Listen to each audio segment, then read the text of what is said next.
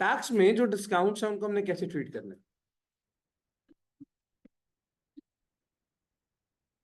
दो डिस्काउंट्स हैं, एक कौन सा अलाउ सॉरी ट्रेड, और दूसरा कौन सा था? Settlement discount. ऐसे ही है, हम कहते हैं कि discounts will be deducted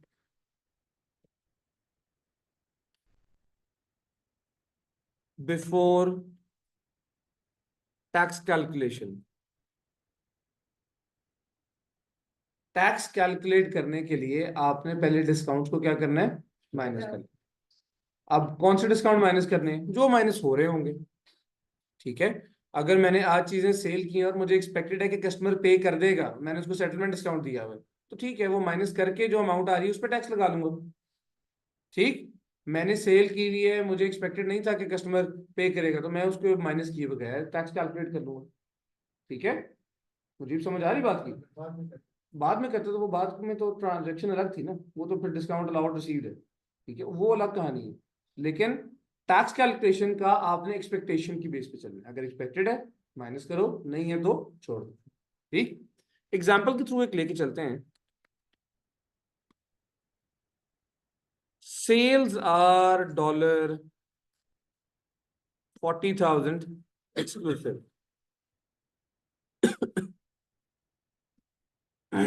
Taxes at the rate of 10% and trade discount is 5% and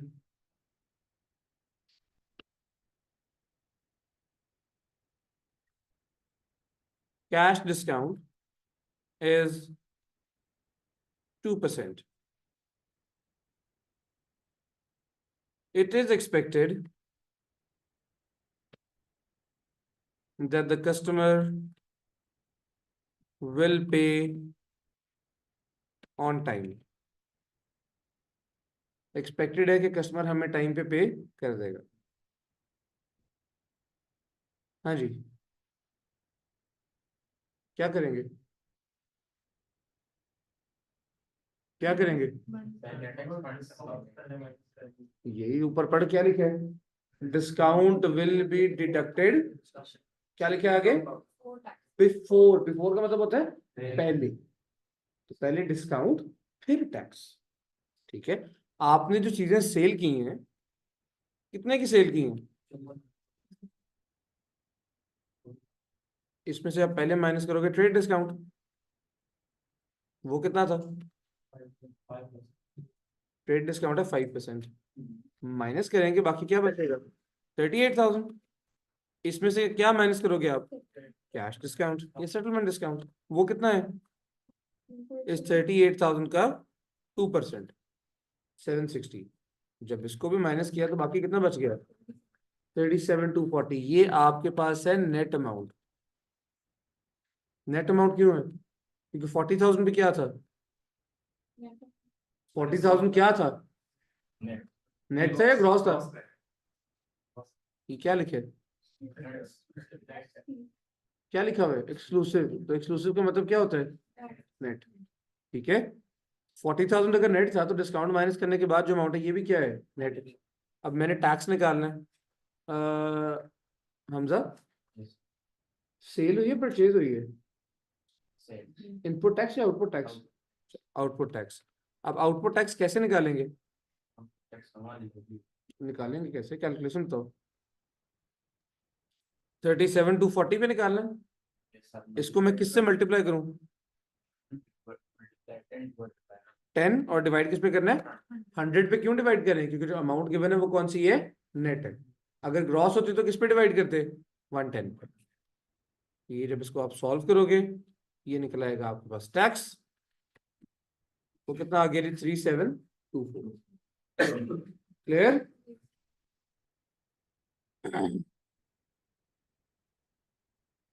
और एग्जांपल लिखते हैं।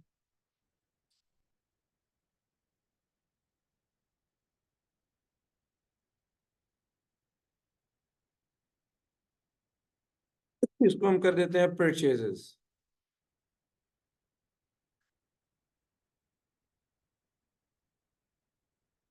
Purchases are dollar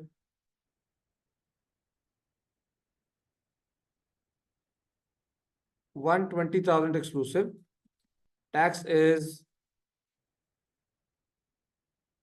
17.5%.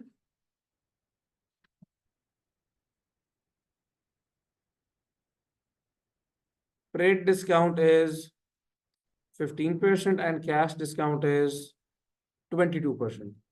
And it is expected that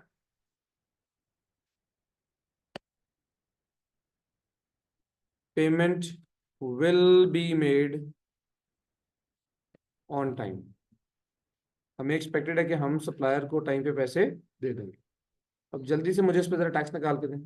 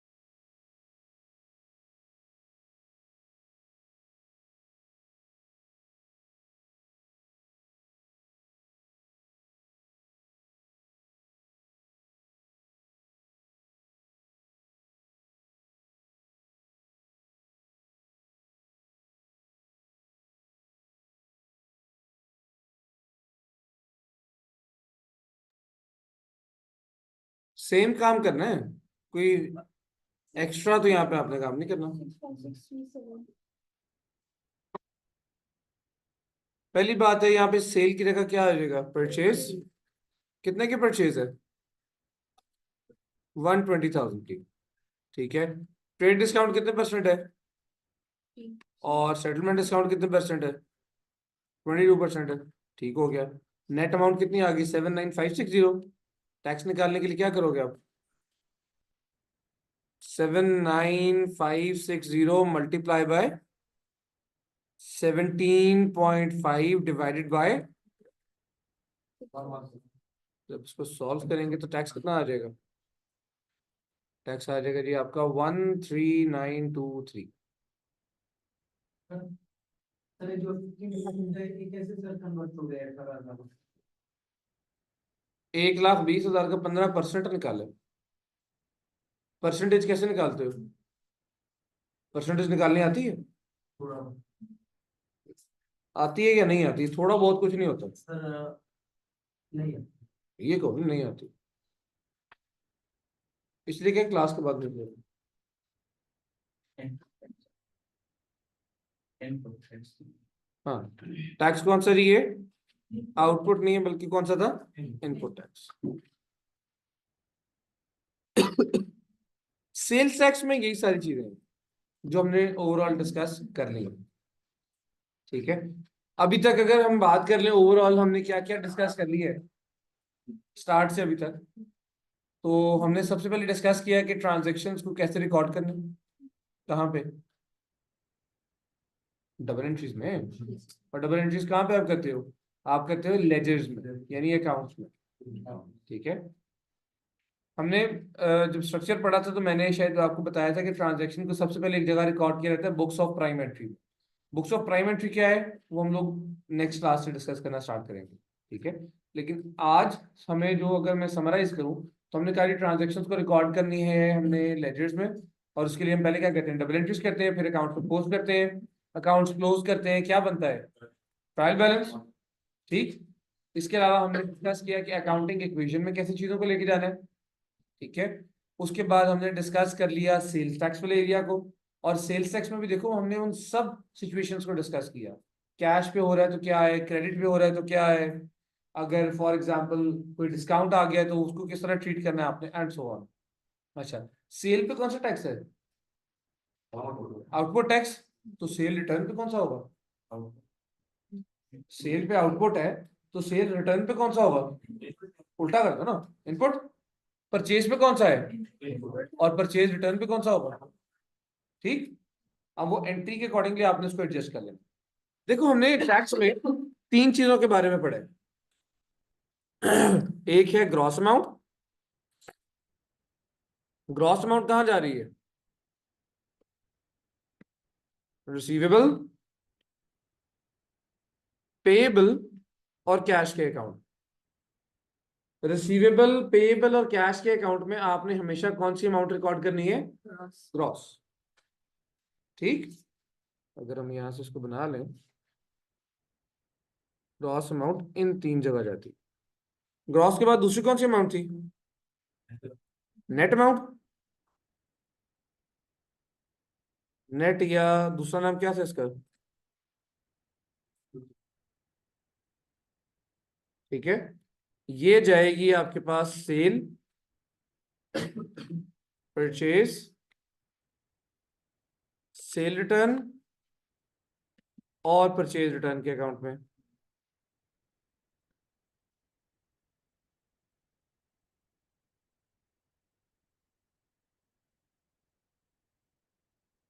ठीक हो गया।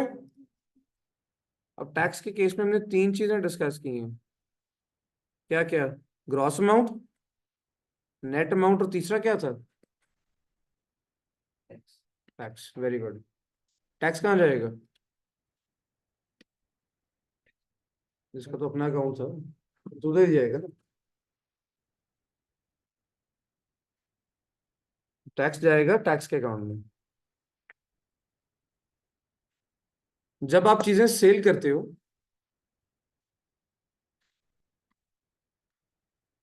तो सेल के टाइम पे टैक्स इंक्लूड करके डबल एंट्री क्या होगी?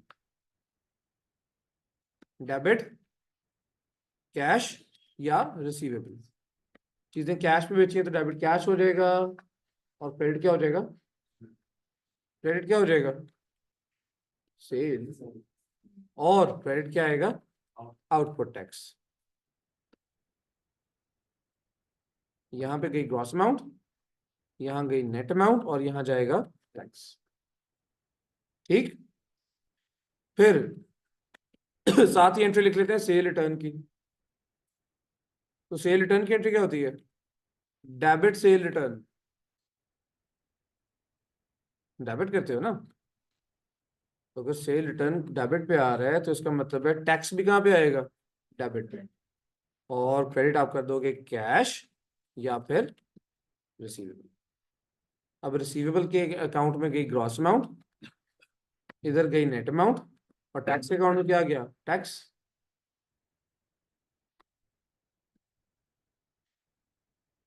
फिर परचेज।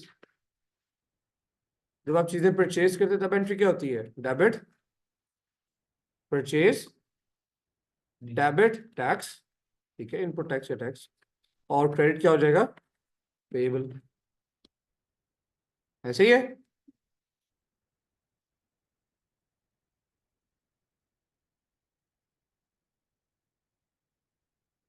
फिर परचेज के बाद क्या है? Purchase return. परचेज रिटर्न की एंट्री क्या होती है? डेबिट कैश या पेबल, रिसीवेबल नहीं। क्रेडिट क्या होगा? परचेज रिटर्न, और अगर परचेज रिटर्न क्रेडिट पे तो टैक्स भी कहाँ पे जाएगा? क्रेडिट। इधर गई थी ग्रॉस अमाउंट, इधर गई नेट अमाउंट, और इधर क्या आ गया? क्लियर? जहां पे परचेज जाएगी उसका टैक्स भी वहां पे जाएगा। परचेज डेबिट पे तो देखो उसका टैक्स भी कहाँ पे था? डेबिट पे। परचेज रिटर्न क्रेडिट पे तो उसका टैक्स भी कहाँ पे है? क्रेडिट पे। सेल क्रेडिट पे तो उसका टैक्स भी कहाँ पे था? क्रेडिट पे। सेल रिटर्न डेबिट पे तो उसका टैक्स भी कहाँ पे है? डेबिट। ठीक है। सो डबल एंट्री करते हुए इन चीजों को आपने बहुत ध्यान से समझ लेना है, ताकि आप गलत ना कर दो।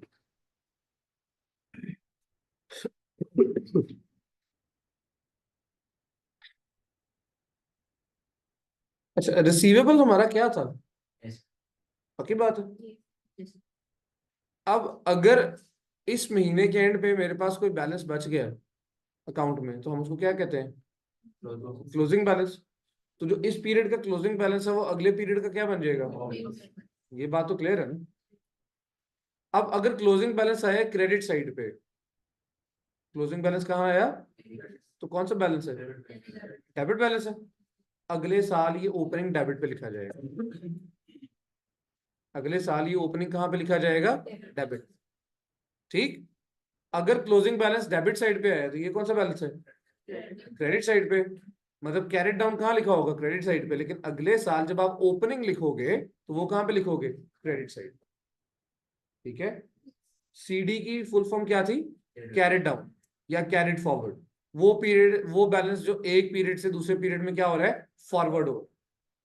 इसके अलावा दूसरा था आपके पास जो ओपनिंग बैलेंस है, ओपनिंग बैलेंस को कहते हैं बीडी, ब्रॉड डाउन या ब्रॉड फॉरवर्ड। ब्रॉड फॉरवर्ड का मतलब है वो बैलेंस जो मैं पिछले पीरियड से लेके आ रहा हूं। हमने 5 कैटेगरीज पढ़ी थी। कौन कौन सी?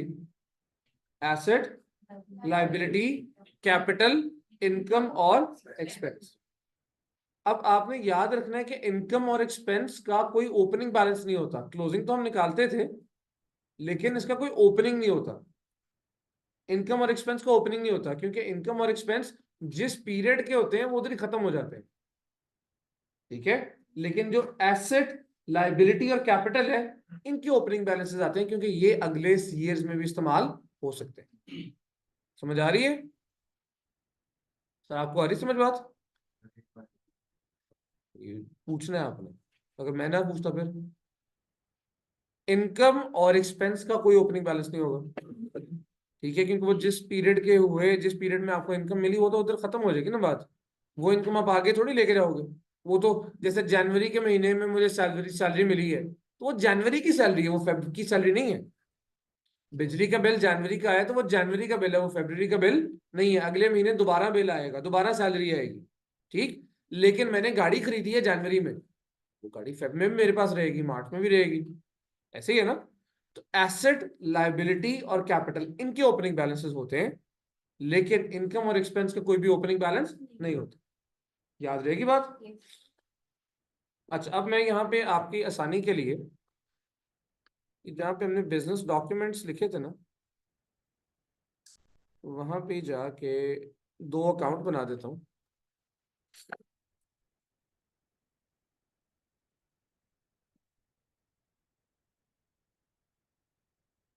एक अकाउंट बना देता हूँ रिसीवेबल्स का, और एक अकाउंट मैं यहाँ पे बना रहा हूँ पेबल्स का। अब रिसीवेबल हमारा था एसेट। क्या था? एसेट का बैलेंस क्या होता है? तो इसका ओपनिंग बैलेंस आएगा डेबिट साइड पे। ठीक है। ओपनिंग अगर डेबिट पे है तो क्लोजिंग कहाँ पे जाएगा? क्रेडिट साइड पे। ऑपोजिट होता है। पेएबल क्या है? लाइबिलिटी। तो उसका ओपनिंग बैलेंस कहाँ पे आएगा? क्रेडिट पे। और अगर ओपनिंग क्रेडिट पे है तो क्लोजिंग कहाँ पे आ जाएगा? अब लिखा डेबिट पे है लेकिन है कौन सा बैलेंस है? क्रेडिट। रिसीवेबल के अकाउंट में जो चीज भी इसको इंक्रीज करेगी उसको कहाँ पे लिखोगे आप? डेबिट पे। क्योंकि रिसीवेबल एसेट है, एसेट का बैलेंस क्या था, और डेबिट को इंक्रीज करने के लिए क्या करना पड़ता है, डेबिट करना पड़ता है। अब रिसीवेबल को इंक्रीज क्या क्या करता है, रिसीवेबल को इंक्रीज करती है सेल, कौन सी वाली, कैश या क्रेडिट, क्रेडिट। जो चीजें कैश पे बेची उनका रिसीवेबल के साथ कोई ताल्लुक था, ठीक है। जो चीजें रिसीवेबल को कम करेंगी वो कहाँ पे आएंगी, क्रेडिट पे। अब कम क्या करेगा, कैश। कस्टमर जब पैसे देगा तो रिसीवेबल का बैलेंस कम हो जाएगा ना। फिर अगर कस्टमर मुझे चीजें रिटर्न कर रहा है, सेल रिटर्न हो रहा है, फिर अगर मैं कस्टमर को डिस्काउंट दे रहा हूं, डिस्काउंट अलाउड, ठीक है। फिर एक और चीज हमने पढ़ी थी, बैड डेट, याद है, ये भी तो रिसीवेबल को कम कर रहे हैं ना, क्योंकि हमें पैसे नहीं मिल रहे। फिर एक चीज होती है कॉन्ट्रा, ये भी रिसीवेबल को कम करता है। कॉन्ट्रा क्या है, लिख लो, बाद में बताऊं। तो जब आप इनका टोटल कर लेंगे तो ये आपके पास रिसीवेबल का अकाउंट बन जाएगा। यानी ये मैक्सिमम चीजें हैं जो रिसीवेबल के अकाउंट में आती हैं। दूसरा पेएबल का अकाउंट, एसेट का अकाउंट है या लाइबिलिटी का अकाउंट है, तो लाइबिलिटी के अकाउंट में जो चीज इसको इंक्रीज करिए वो कहाँ पे आएगी, क्रेडिट पे, और जो लाइबिलिटी को कम करेगा वो कहाँ पे आएगा। अब पेएबल को इंक्रीज कौन करता है,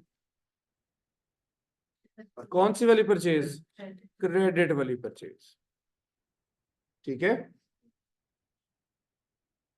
जब कैश हम पे करते हैं रिसीव पेएबल को, तो पैसे क्या हो जाते हैं आपको पे करने वाले, कम हो जाते हैं, आपका पेएबल बैलेंस कम होता है, तो वो डेबिट पे आ जाएगा।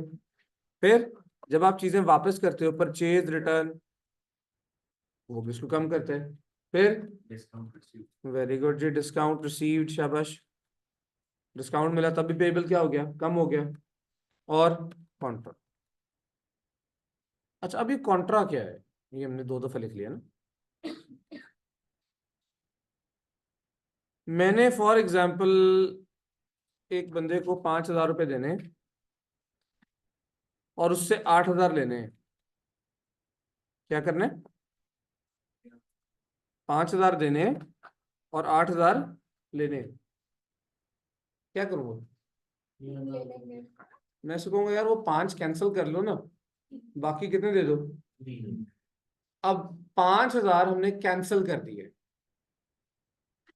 5,000 हमने क्या किया, इसको हम कहेंगे हमने कॉन्ट्रा किया, क्या किया, कॉन्ट्रा का मतलब होता है पेएबल और रिसीवेबल आपस में कैंसिल हो जाए। एक सेम बंदा मेरा रिसीवेबल भी है और सेम बंदा मेरा क्या है, पेएबल भी है,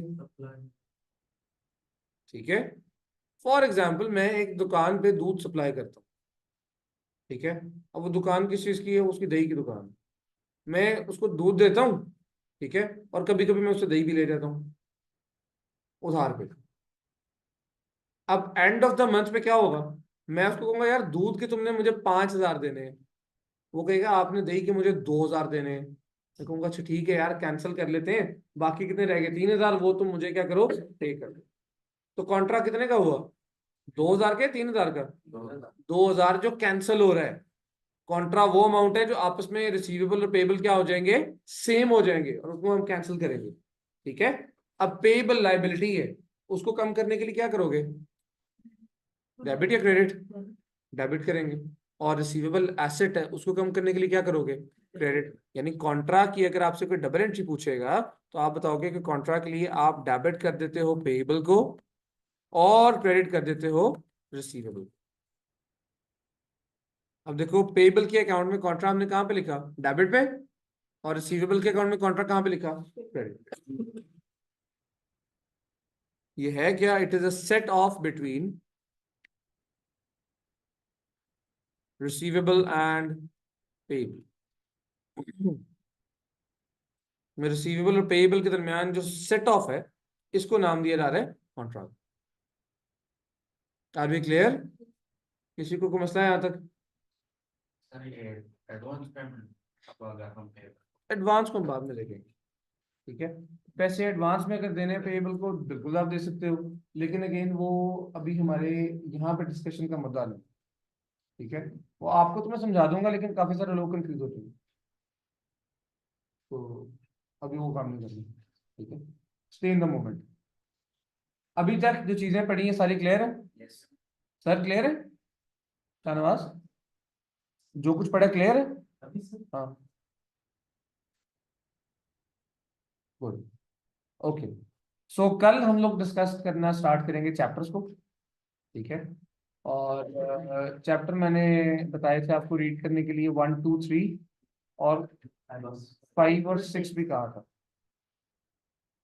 5 और 6 भी मैंने कहा था, ठीक है? नहीं पढ़े ना चैप्टर 5 और 6? नहीं पढ़े ना? हाँ जी, स्टार्ट किए थे और एंड नहीं किए, आज हम एंड कर लेना, ठीक है? हम अटेंडेंस मार्क कर लेते हैं जी।